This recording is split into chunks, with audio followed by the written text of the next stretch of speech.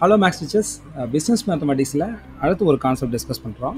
என்னென்னு பார்த்தீங்கன்னா, வட்டத்திற்கான தொடுகோட்டின் நீளம், length of the tangent to the circle அப்படின்னு ஒரு கான்செப்ட் இருக்குது. அதில் ஒரு எக்ஸாம்பிள் ப்ராப்ளம் பாருங்கள். 3.28 x square plus y square plus 8x plus 4y plus 8 = 0 என்ற வட்டத்திற்கு 2,3 என்ற புள்ளியிலிருந்து வரையப்படும் தொடுகோட்டின் நீளம் காண்க. ஸோ மேத்தமெட்டிக்ஸ் என்ன கண்டுபிடிச்சிருக்காங்கன்னா 7 கிடச்சிருக்கு. ஸோ இது எப்படி கிராஃபிக்கில் விசுவலைஸ் பண்ணலாம் அப்படின்னா, என்னுடைய ஜியோஜிப்ரா கால்குலேட்டரில் இன்புட்டில் போய்ட்டு ஃபஸ்ட்டு இந்த சர்க்கிளை நான் ட்ரா பண்ண போகிறேன்.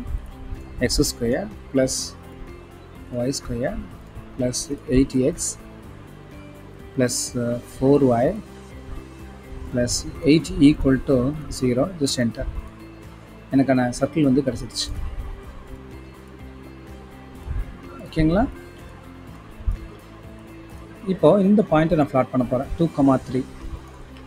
அப்போது 2,3 என்று கொடுக்குறேன்.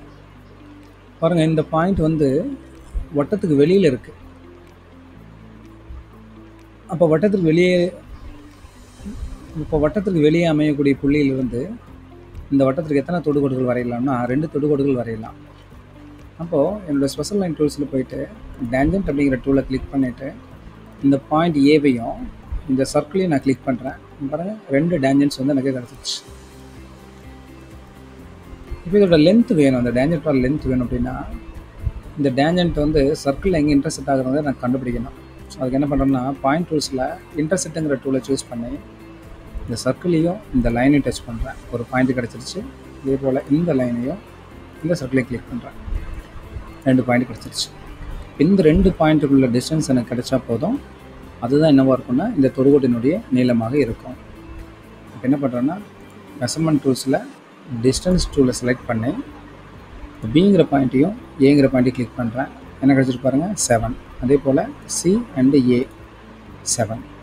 அப்போ கொடுக்கப்பட்ட வட்டம் மற்றும் இந்த புள்ளி